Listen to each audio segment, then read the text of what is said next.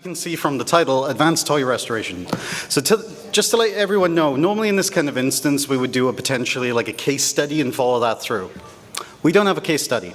So what's going to happen in this instance is we're going to go through each step by step, roughly what you would do, but we won't have a case. We'll just go through in a general sense. And if you have questions once we finish a topic, ask away. So where's Josh? There's Josh. Hey, everyone, this is Josh. Woo! He needs claps. He's a theater kid. See? Careful, I'll start singing like this. I was going to say, affirmation makes theater kids efficient. So, what we need to do is, so what will happen is we'll do it in a Q&A base. If something is relevant to a topic later on, I may ask you to re-ask your question when it gets relevant. And that's not in a disrespectful way, that's just more of a time and a place.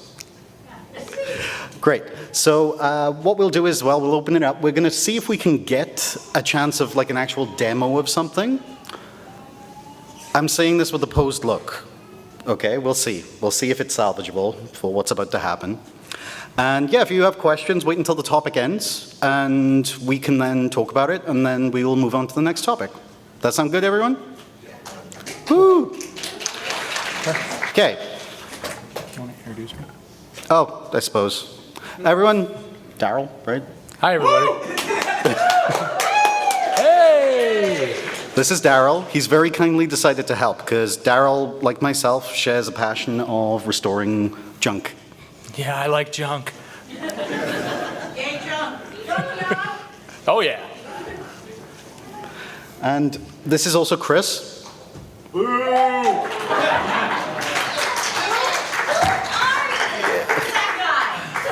I'm the tech. I'm union and I'm at rate. If you want to hire me, please. So, Chris will be available for comment occasionally if he has 2 cents.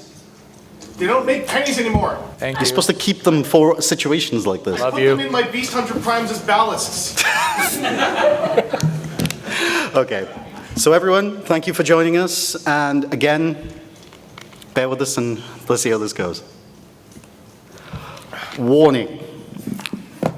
We're going to be going through potentially using tools and chemicals and different other applications of things. So it could seriously harm you if you're under and not an adult and you need an adult.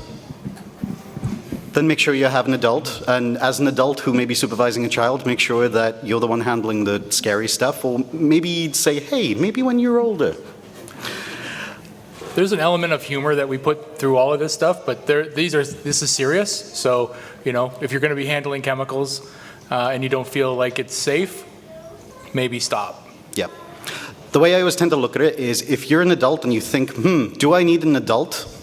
You've already made that decision for you. Okay. So, these processes could also destroy what you're working on. Let's be very clear here. You're trying to restore something, but there will be casualties. There will be casualties, and yeah, yeah. Speaking from experience, are we? Yes. Oh, yeah. I should show you some of the stuff I've destroyed. It's really disconcerting. Practice makes perfect. Exactly.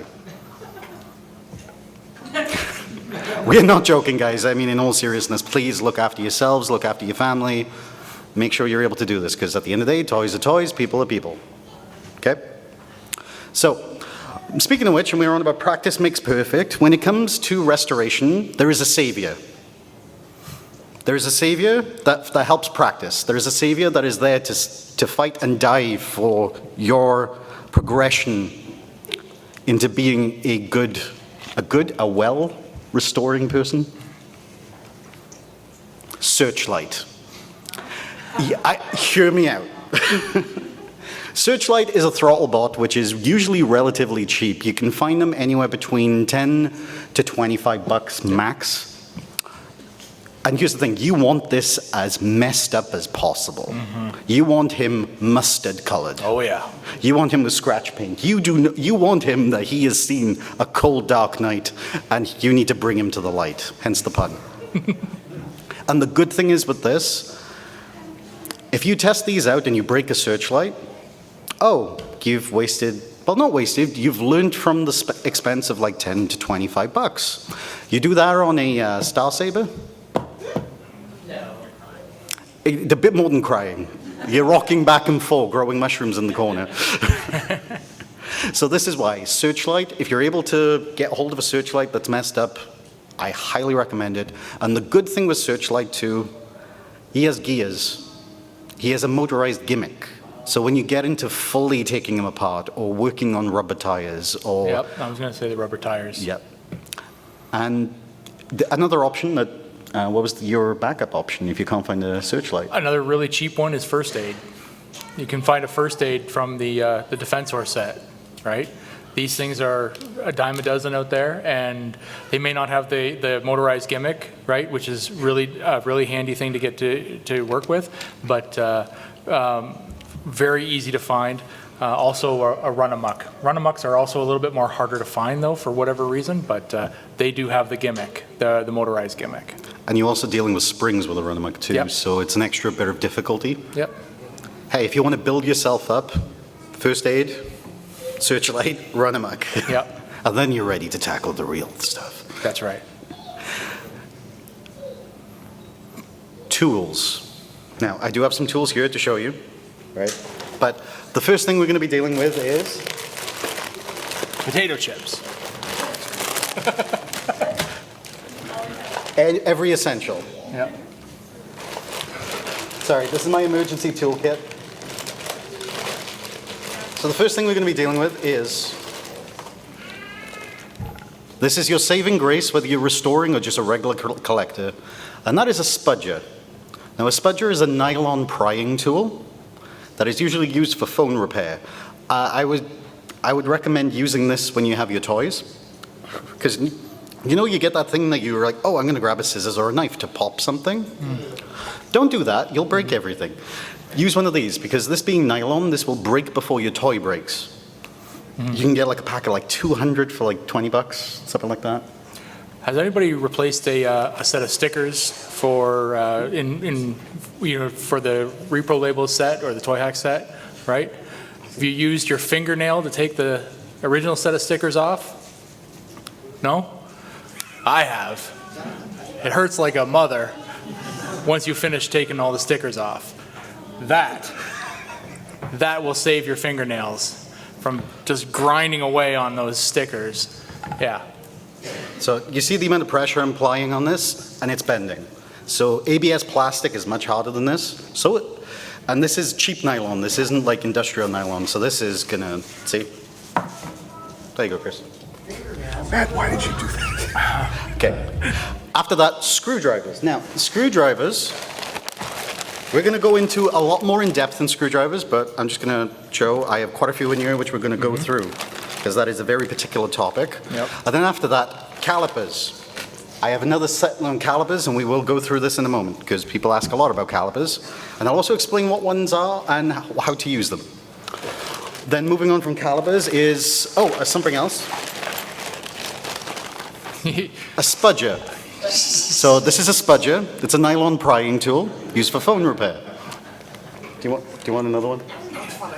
Oh, you used the broken one? Okay. I'll take it. Okay, you take one. Okay. Oh, yeah. Okay. And then after that, we have... Does this do what my fingernail does? It does, but don't do it to your fingernail, though. It'll get worse. Okay. Is snips. Yes. So snips are great. So the reason why I would recommend snips is because they're tall, they're small, and you... who here plays with Gundams? My condolences. He says with a Zaku t-shirt. You should already have a set of snips. You should. And if you don't have a set of snips, I know some people use nail cutters. You can get a decent pair of these for about 10 bucks. If you want the really high grade ones, they can be anywhere up to 50. They will save you a lot of hassle, and they will go through plastic like butter. Can you hand me the nylon? So, as you see, just off. So what's really good with this is you have a flat end and a curved end, right? So curved end, if you want to take things off a runner, so you don't damage what you're doing, and then you use the flat end to clean it up. So it's snip, snip. This is the concept. You can Hades. Pretty much. So you can have that back. My spudger. I'm sorry. So we also have paper clips. I don't have paper clips with me. Now, these are usually for screw covers. So screw covers, you have a piece on, you have a little tiny pin and pick. Paper clip, just go pop. Comes out. Really great. Now, after paper clips, we have, so this is a spudger. And it's a nylon prying tool. Oh, thank you. Okay. I lost my last one. Then after that, we'll have something called a pin push, which a pin push is something that you would use to pop out pins. I can't seem, I'm left mine in the house, which I do apologize for. And then the final thing on the list then is, this is a spudger. I just got one of these. Oh, do you want one, Chris? Okay, you want a spudger? Okay, there you go. Thank you. Okay. The pin push one is very important. Recently, Yes. we've had a lot more stuff happen that have needed a pin push. Most recently, I can think of is the 86 Optimus with the foot Yes. swap. That required a pin push, and somebody at TFcon Baltimore last year, he had one. It was Logos Minor had one there, and he was just walking around, and anybody who bought one, he's like, "Hey, check your feet, and if they need the fix, I'll fix them here for you," because he had his pin push on him, and he just sit there and he just opened it up on a table that was there and just pop, pop, pop, and he fixed it for me right there because I didn't have my pin push or anything there. So, yeah.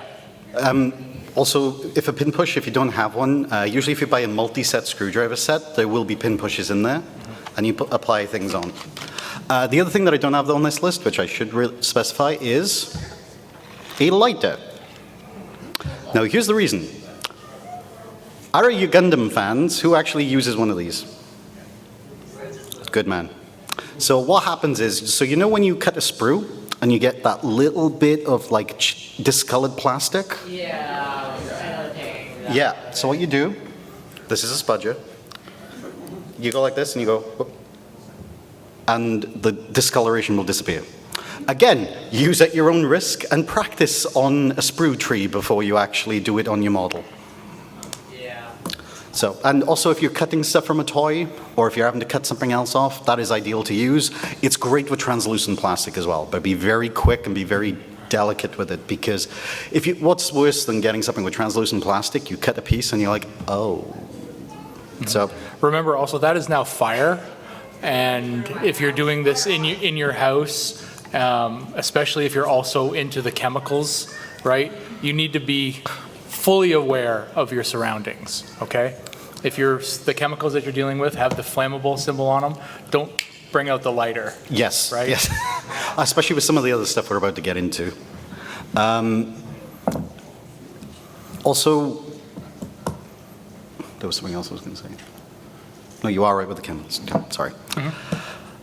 Just be careful. Be careful. And make sure you don't use a table mat that's flammable when you're doing this. Yep. Just keep in the back of your mind of being safe all the time, because if you're going to start using the flame, the open flame, then yeah, it can get out of hand real fast. Big time. So we're going to go in depth a little bit now with screwdrivers. So does anyone know here what JIS is? Okay, here's a question. Out of the people in this room, who knows what JIS is without me ranting at them? I've ranted at all of you, come on. I was going to say, so pretty much JIS stands for Japanese Industrial Standard. So has anyone had a thing when they've tried to remove a screw and it's stripped? Yeah, so, and everyone's like, oh, these screws are crap. These screws are terrible. Yeah, that's not the problem. It's your screwdriver. So Phillips screwdrivers aren't really used for assembly and reassembly because the angle is very, very different. Actually, have I got my... I can't do it. I'm standing up. So you can see the screwdriver screen, right? Yes. Okay, good. Because I just realized sometimes they have one ahead or anything No, else. that's a great slide. I like that. That Thank shows you, a thank lot. you. So what I would recommend is JIS screwdrivers. You can get a set on Amazon. You can get them anywhere. I would recommend Tamiya. Tamiya make great sets, really cheap ones. You can get them like this. You can get the long ones. Or you can get ones with the ball head, which are really good for ergonomic. If you have a little bit of a wrist issue, these are great. The other thing too is you can get multi-sets, which are great. The only thing is, what I would recommend with screwdrivers is multi-sets are cool. When you're dealing with the Earthrise Scorponok, you need something very long to get at those screws to undo the back to put in your DNA upgrade kits. So always remember, JAS heads, they really help out a lot. Yep. So that's when it comes to screwdrivers. When it comes to flat heads, there really should not be flat heads on a toy. No. Unless it's a calibration thing. Yeah. I haven't. I mean, I can't remember the last time I saw anything other than a star pattern on a Transformers figure. Oh yeah. So, and then we're going to go to, now this is something people have been asking about, calipers. Okay. So I have a caliper here. So the problem is with calipers, they can be exceedingly expensive. Like, I was looking at replacing my professional set recently, and I think the price tag was $400. Sir? It is cheap. $400. So I managed to find a decent one on Amazon for about $30. Yeah. But there's a few things you need to keep an eye out for when it comes to calipers, right? So this is what you do. Okay, I'm not going to beat around the bush. Digital. Just get the digital one, right? The main reason why is, like, if you're having to try and, like, line it up, like, you're already gone past what you need to do. When you get the digital one, you need to make sure you have minimum of 0.01, that measurement. Otherwise, there's no point in using this. Just use a ruler. So if you're going to do it, at least spend your money a little bit more. Get one that goes to 0.01. Also, we have something to test if it's decent, is the slide test. So calipers, you have on, off, 0, and a button that you should never really touch, which is millimeters to inches. I will tell you right now, don't use freedom units. And I mean that, no, I'm serious, because I'm recommending screwdrivers from Japan, which are completely metric. A lot of the stuff you will be dealing with, it will be mostly metric. There is more, if you're working completely in inches, by all means, use completely in inches, but if you're working with stuff that you have to transpose your measurements, you are the fallible variable. And you will make mistakes. So what I would say is, if you're doing a project in metric, do a project in metric. If you're going to do a project in inches, imperial, yeah. I was really bad. I was at a client in the States and they said standard. So I was very close to.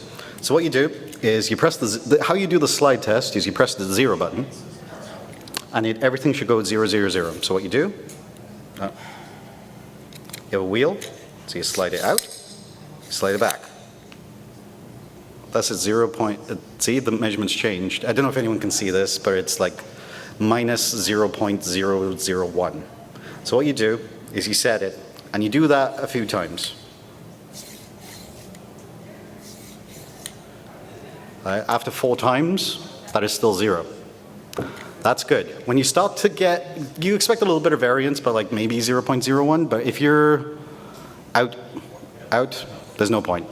Also, what's really, really good, if you are getting a caliper, get one with a slide, so it's easier to finagle a little bit, just to, okay, all right.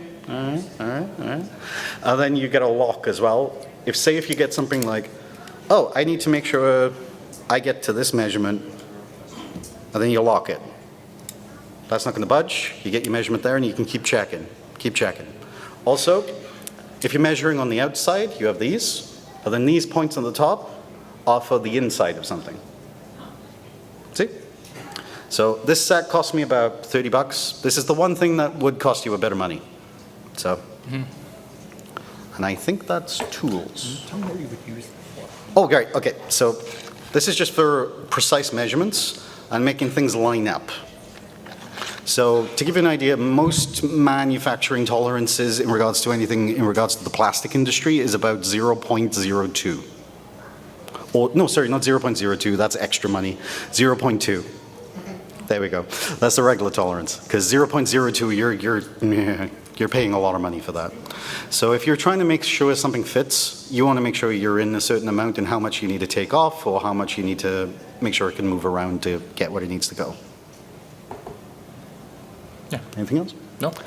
Has anyone got questions about tools? Anyone? Anyone? Okay. Where's Josh? There's Josh. Okay. Hello. Do you guys want to come up, or are you good to go to them? What would you prefer, Josh? There's one behind you over here. Come to me. Okay. So Josh. So everyone, Josh is very lazy. We've established that I'm a theater person. I'm very dramatic. And you notice how he's staging at the moment as well. There is at an angle to you, and he's not blocking. Not everyone's that tall, Josh. Okay, so with the lighter, Yes. I noticed that you ran the part underneath the heat. I just give it a slight wanted to motion. clarify this because I'm scared of putting soot on my toys Why would you put soot on your toys? with the lighter. This isn't like it. So you should have no byproduct of this. Well, the soot would be at the top of the flame, too. Yeah. Right? Okay. So pretty much like. Okay, like Yeah. that, right? So you're literally going whoop. Okay. It's literally a sweep motion, very, very fast. If you did it and you had that underneath and the flame was licking the top of that, that's when you would get soot. Like, All right. And ideally, I'm doing this so it's easier for people to see. Everything should be horizontal movements. It shouldn't be vertical. It should be horizontal movements, very quickly. Okay, horizontal. Like that. Very, very brief. And in all fairness, don't overdo it. Like, this isn't hot from me doing that. So you should be very, very quick, very, very fast. Okay. No other tool questions? Okay, Chris? Technically, to get rid of white marks, you could also boil it, which could risk working the part, but it's also a safer alternative. Okay, does anyone, okay, so the thing is with boiling it, I am going to really stress, I would advise against boiling for two reasons. One, unless you have your pots very, very, very, very actively labeled and you have family members that will not touch said pots, you may run into some contamination issues. So try not to boil anything unless you have tubs that you keep very, very much away from everyone else. Also, you're going to warp things much more than using one of these, and it's going to take 5 times as long.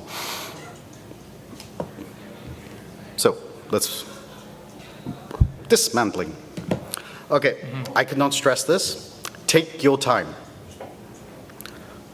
That toy has been there for 40 years. It's not going anywhere. Don't force it. Remember, this is plastic, this is ABS. You're an adult.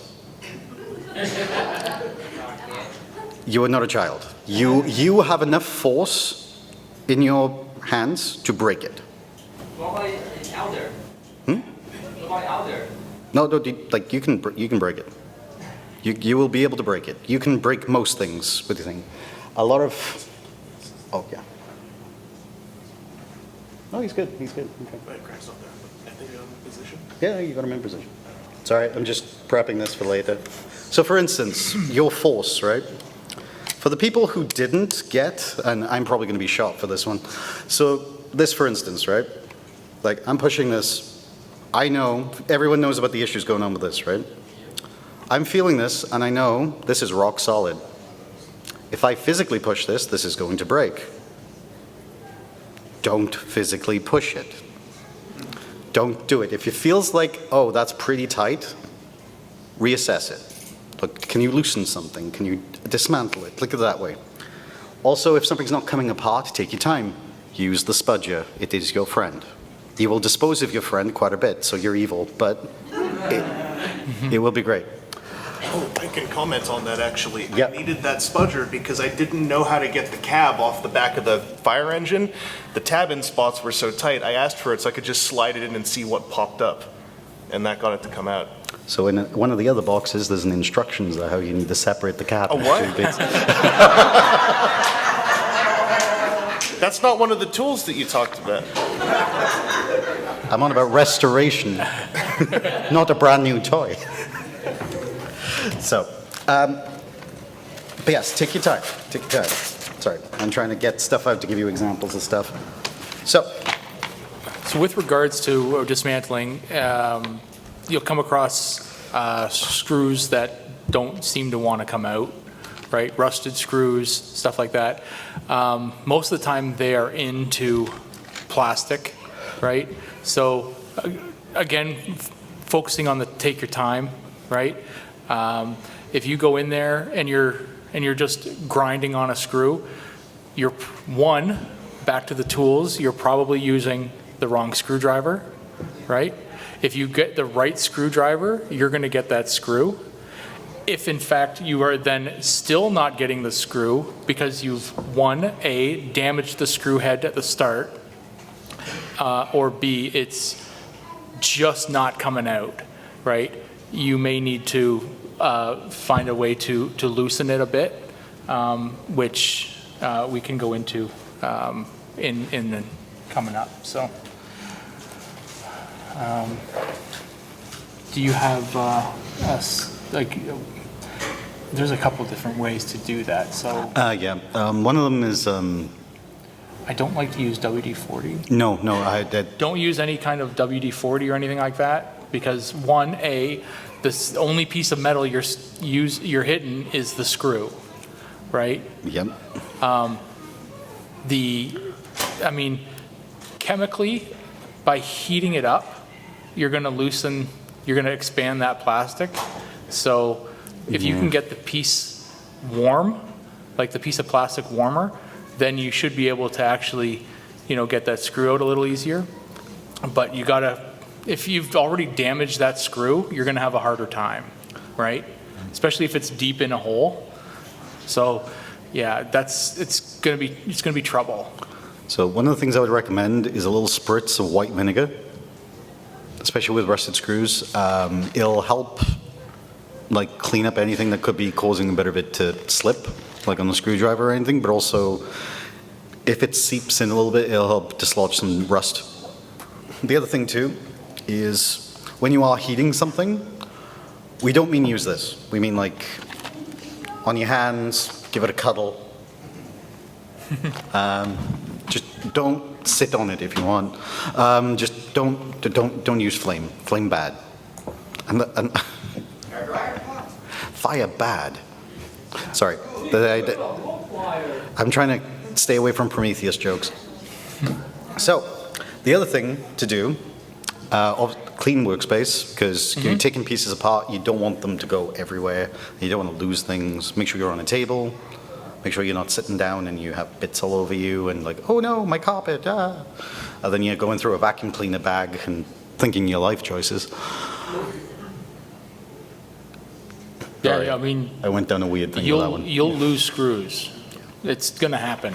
But that gets into where we're going to next here with the screw maps and diagrams. So it's going to happen. These screws, if you've done it before, they are tiny, right? So Yep. You're going to decide on your workspace. I've dismantled these things all over the place, including outside, which I don't recommend because if it falls on the ground, it's gone, right? So, yeah, find a spot where if it does fall on the ground, you're going to see this thing, but you're going to lose screws. It does happen. So, The other thing, Sorry. what? I have a suggestion for you how not to use screws. Well, we're about to go through a few of those. Are you talking about The what? The blue thing. it's like a word. Yeah, no, everyone's workspace is like their own thing.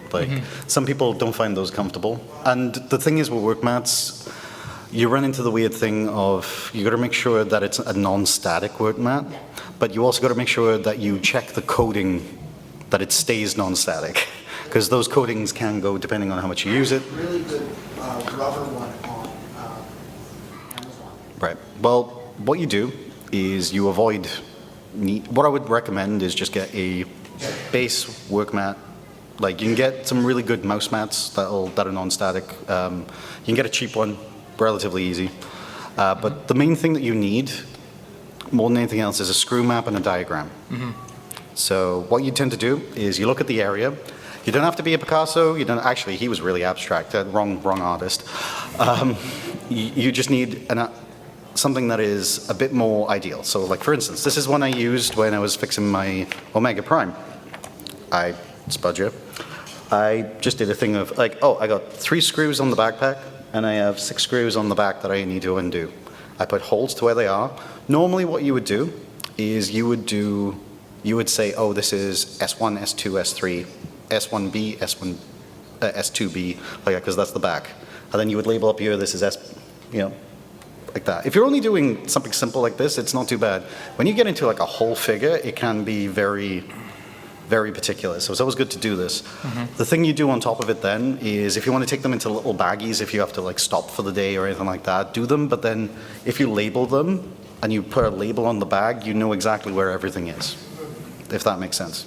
So you label each screw to where it goes to your diagram. What's good is then with the bags, you just take your baggies out, you line everything up, and then when you're redoing your figure, it's great. Another thing that is very, very important is photos. Majority of people have one of these, right? You have one? If you don't, go into a thrift store and find a digital camera. Wipe it before you do anything else. But what I would say is like there are options. There are options to take photos because photos you can look at, you can reference. They will save your life. They will. And I use them in my day-to-day job as well. So you open something up and you're like, oh, this is a lot more complicated than I thought it was going to be, right? I don't know if anybody's ever tried to do a G1 Skylynx, but the base of that thing is just all gears. It's got to be 15 to 20 gears. So, I've opened it up because I wanted to fix the gears because the thing didn't walk anymore. And I'm like, oh, this is way more than 4 gears. So, yeah, you just start snapping pictures and you should take like 20 odd pictures because you want different angles and you want different, you want to make this thing like the model for your subject because you want to be able to say when you're putting it back together, oh wait, this one's now backwards because I see on the picture that I took that it's actually, turned around this way. So then you got to pop it out and you switch it around and it's good to go, right? But yeah, photos. It will honestly save your life. And if it doesn't, and you think, oh, why did I take so many photos, right? It's a waste of my time. You might not need them, but when you do need them, you are so thankful that you have them. So it's better to have it and not need it than need it and not have it. That's it. Okay, so the next topic then we're going to get to is cleaning. Does anybody have a question about dismantling? Perfect. What I've done is use duct tape or a strip of any type of tape, turn it over and stick the screws in there so that you can keep them in exactly the same order that you just assembled them. So you've got something sticky where you're not going to drop a screw ever and it's just there. Yeah, if that works for you, great. This is, for me, I know that I would now, for that reverse order going backwards, I would have to have something to remember, okay, well that's the last one I took out, so that's got to be the first one I got to put back. But where did I get that from? Because I'm looking for it here. Okay, so I've got to put that in here. Diagram. Exactly, yeah. I like it work. They're like, whatever works with you, I just got some, these are mainly suggestions. Yes, I'm short. Hi, thanks for doing this class thing. So what on earth should I do if I just can't remove a screw? I've got the Japanese industry standard, I've got the white vinegar going for me. What on earth do I do at 3 a.m. when I've got a toy that won't let go of its screws? Honestly, sometimes it's good just to put it down, take a break. Go rest up, get some sleep, especially at 3 a.m.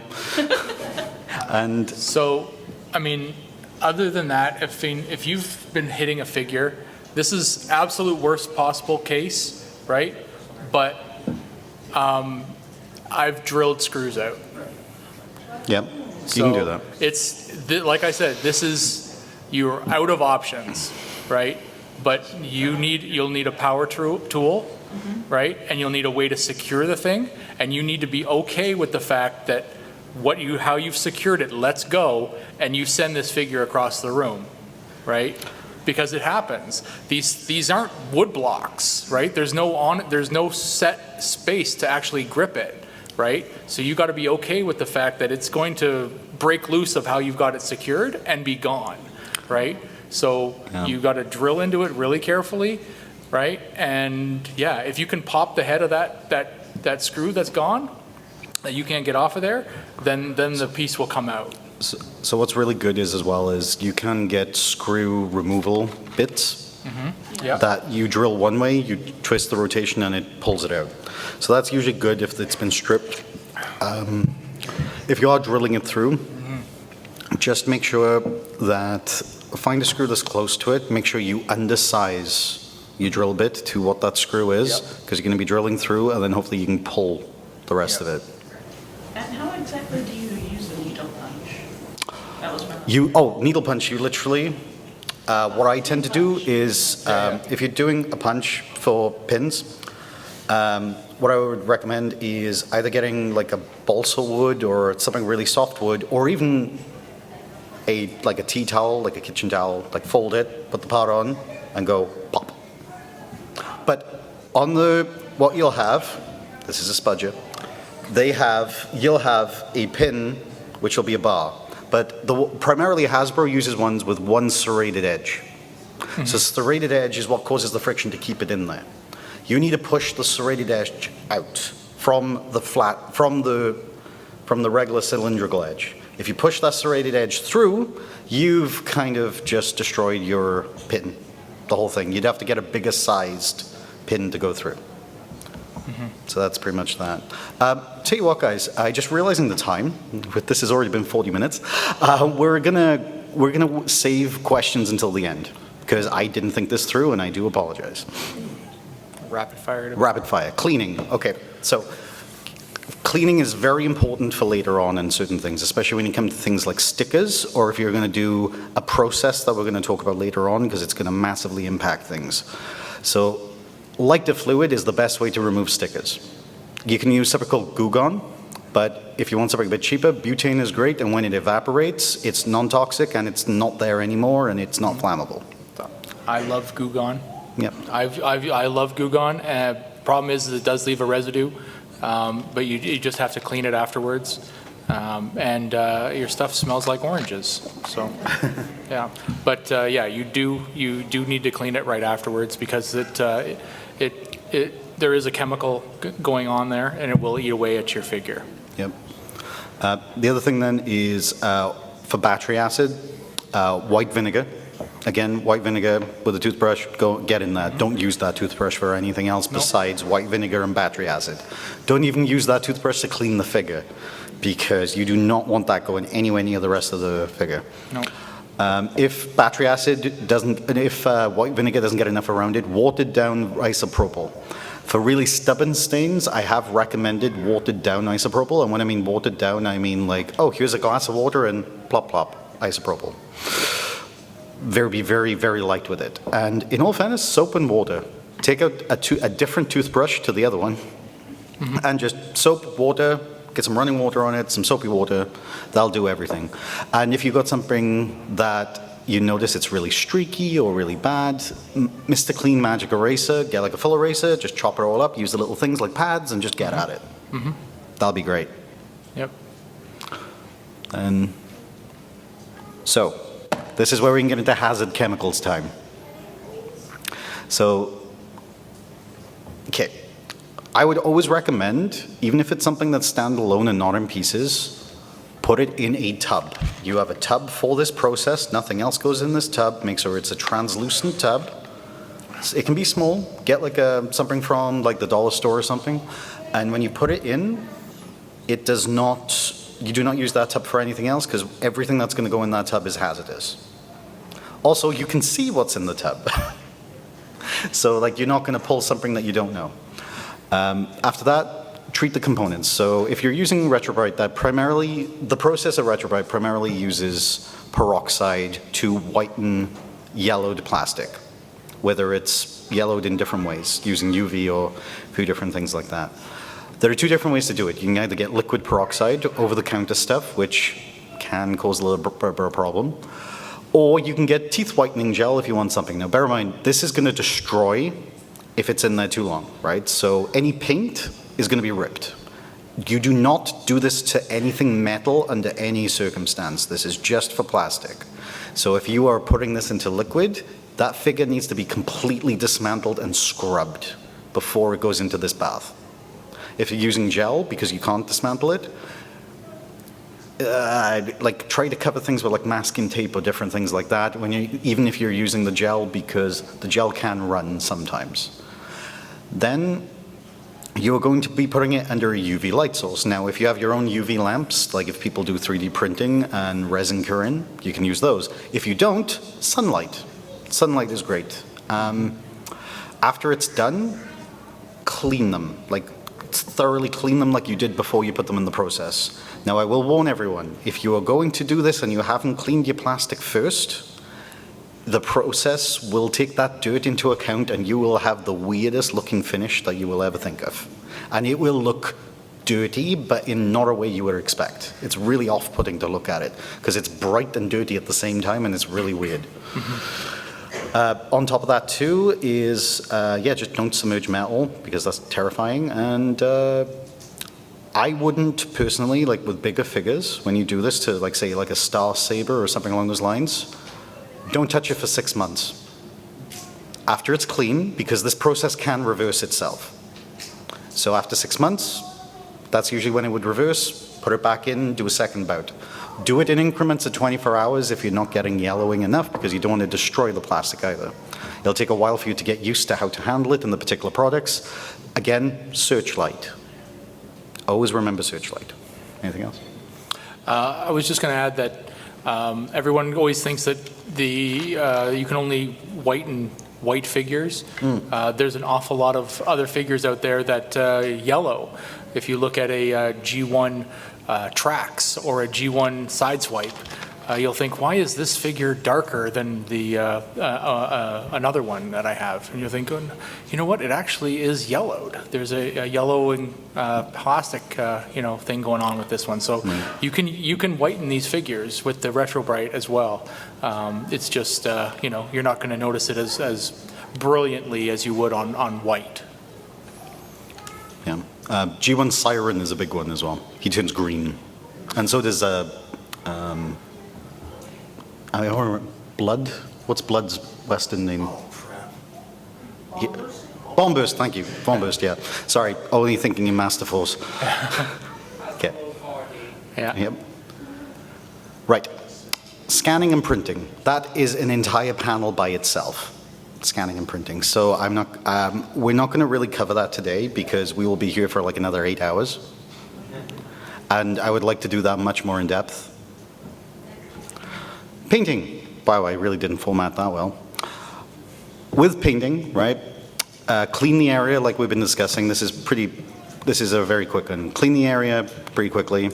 Sand the area very lightly. And the reason why you would sand the area is to make it abrasive so that the paint has something to adhere to. Take your time with the color matching. Very fine grit sandpaper. Yep. Super fine grit. Like, you don't want anything that you would use on wood. Yep. Nothing you would use on wood. This kind of thing, yeah. The thing too is take your time color matching, and the other thing too is when you're doing it, clear coat. You don't always need a clear coat, but sometimes it can help. Reassembly. Okay, this one. Just take your time with it. Again, follow the diagrams in your screw map. Don't mix up your screws. If something doesn't fit, reassess and the alignment, because it was like that to begin with. Take your time, go check it, don't force it. And don't over tighten your screws, because you can destroy the plastic and destroy the screw at the same time. So literally, the best thing to do is tighten it until you feel tight, and then one extra dunk, and that's it. Yep. The entire process could be gone to waste if you strip all these screws.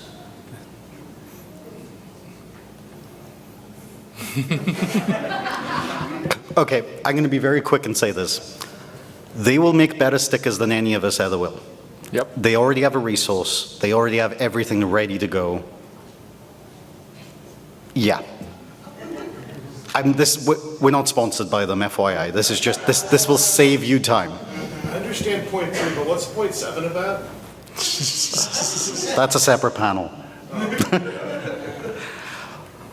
That being said, if you do find a figure that doesn't have toy hacks, that doesn't happen often. They have a very big repertoire. There are different ways of doing it.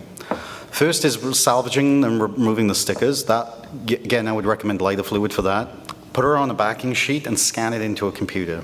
Then using a different software, using that scan as a backing layer, you trace over it and you fill it in, and you try to create your own ones and then print and cut it. That process will take you days. Yes, have a pint and then cut. Pint. It's pint and cut. But you can have a pint too. It's nobody's saying you can't. Yeah, because correcting spelling on the dyslexic Welshman is a good one.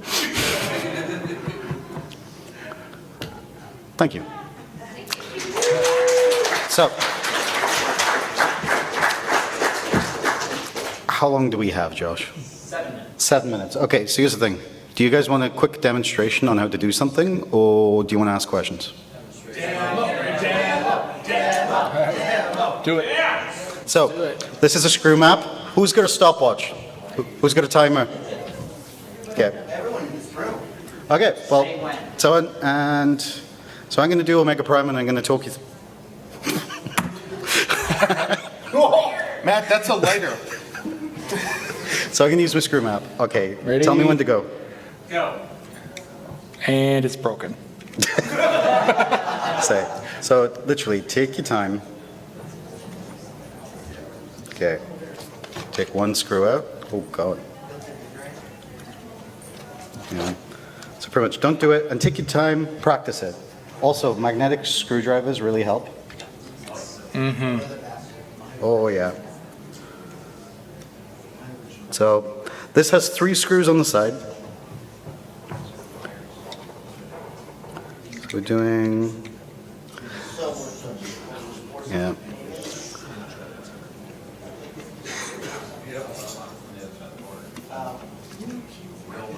Okay, so sometimes your screws won't come out.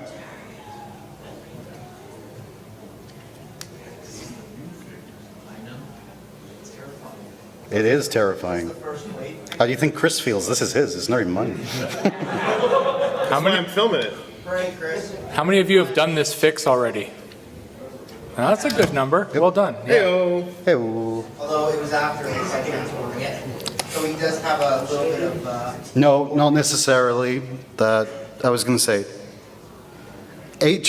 Due to what where a few people think is actually the cause of this problem, it would vary from unit to unit. Yeah, So, I have a lot of theories about this given what I understand about the production side. where's It's your a theory? fascinating thing to think about, actually, the various ways this could have manifested. But given especially that there were some copies that were leaking a lubricant from the crack, I believe the theory that it varies from engineer to engineer is absolutely sound. It seems like this was, you say engineer? I can't remember what you said. What I said? Yeah, he says it varies from something to something. Oh, Anyway, I think that at some point during the manufacturing process, it was noticed that it was hard to shove the T into the hole, basically. So at some point, I think on the factory level, some segment of these that were made, the call was made, okay, try adding lube, because they use lube on things like ratchet joints and etc. And I suspect that's what happened with the ones that were visibly leaking something from the crack. Those were not very common to my knowledge. But what is the actual thing we're fixing here for those of us? Oh, right, I'll explain. sorry, someone's been living in a cave for the last 6 months. No, you actually you're living a better life. You're living a better life. What happened is this toy has a slider where you slide the chest down a spine. This is no, they still haven't answered your question. This is the HasLab Omega Prime. Yeah. Cut that part. Okay. Yeah, the nature of the issue is there's a T inside the chest that, like a T-shaped block that slides up a chasm. we're not there yet. Let me know when we're at the fins. So that T-shaped block, at least 2 different people, I know.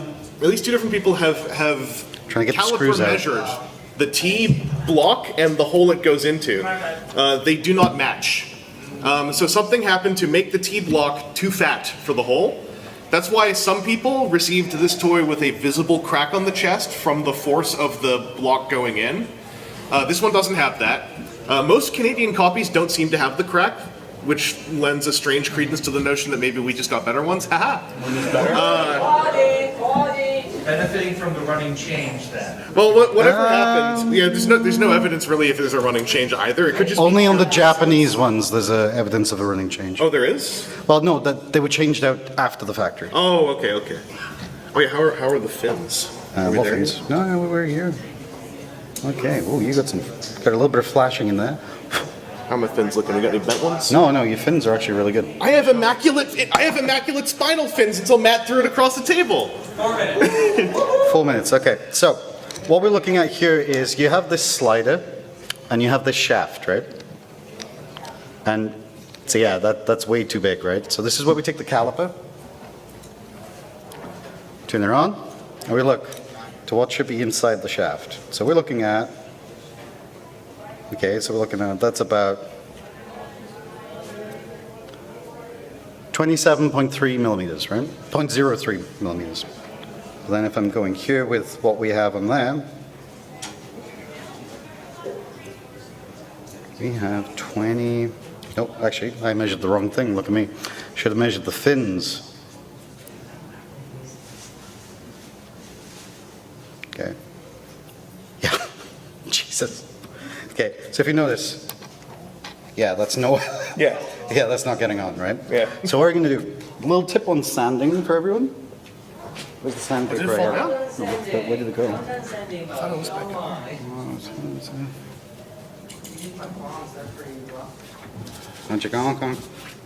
So what you're going to do with sanding, flat surface, and you move the part. So we're going to go.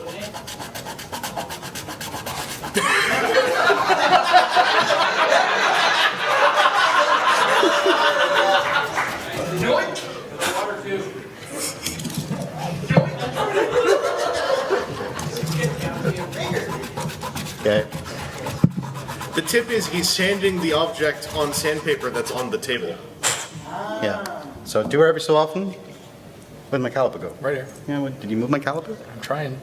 Okay. So keep doing it every so often. Get it down, right? So I got to do it more. And try and do it, if you're doing something that you know that's going to be even, try and make sure that you're Try and hit both sides at the same time, right? And count your, go back and forth, so you might get better even sand. Well, I can say also from other people's experiences, I know one or two folks who know that they over-sanded, and in their reports that does not affect like the functionality of the toy. Yep. So don't worry too much if you're doing this yourself and you don't have to say have calipers to measure it. If you over-sand, you're safe. Unless you've sanded it to be like a pencil, then like maybe, I don't know, that's a different issue to deal with. So also on the site's Pulse 3D, someone has modeled a replacement T-bracket. What's after it? Yeah, the Someone has T-block. modeled Yeah. a replacement Oh, is it? T-bracket, and you could send it to a 3D printing service, or if you have a 3D printer yourself and you don't want to ruin the original part, you can just have that 3D print that part. Also, bless their eagerness, DNA Design they did. have announced we're doing a T-block, and I'm kind of like, okay. Hasbro also announced that they're sending you a whole new figure. Yeah. I might take them out on that because my the ribs in mine have, because I tried transforming it first, have flashed and a little bit broke. Oh, my ribs were completely destroyed, and I have a slider for it apart, so they don't. That's why I checked the fins first. I was just curious. I checked the abdomen on mine, no cracks whatsoever. And speaking as someone who's done a fair amount of 3D printing, be careful with that because you're going to be out by several cents. I don't see 'em yet. No matter what you do. Yep. Yeah. But, and that's why they're saying. Okay. So Needed the best 3D printers.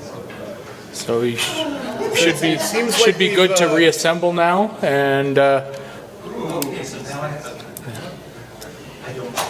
you do it in reverse order. pretty much. Another trick to repair your toys is just have a friend who knows how to do it.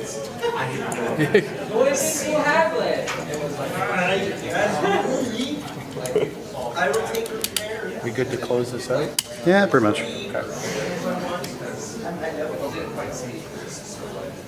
All right. So I see a lot of cameras on this panel. Is there an intention to have the whole thing filmed and up on someone's YouTube or something at some point? Maybe, possibly. You should definitely keep an eye on youtube.com/TFcon. What, is that it? Yeah, that's it. Yeah, at TFcon. youtube.com/@TFcon. Doesn't ring a bell. Well, it belongs to a convention based out of Ontario. A convention that actually, while you were sitting here, possibly completed. Yeah, probably Yep. about another half hour. Hey, these folks should probably stick around till 4:30, shouldn't they? They believe they should. Our panel has just concluded, so we want to thank everybody for hanging out and learning some stuff. Thank you very much. This was fun. Remember to stay safe and repair your figures with an adult present. But we got Colin coming up, is that right? So correct. And don't forget to hang out because we got the podcasters panel coming up at 4:30. So where else are you gonna go? That's right. You're gonna go to the dealer? No, you're not. You're already here. Stay here. What, are you gonna go home? And if anybody wants to take bets on whether Matt McNally is going to still be reconstructing this figure while Colin's up here talking, I don't know what the betting laws are in Canada, so I can't help with that.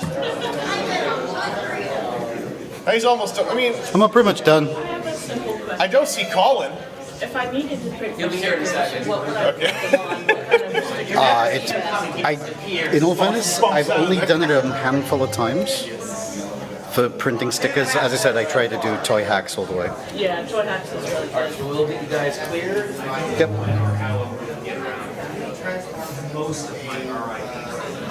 Hi. Yeah, God hand are always the best ones.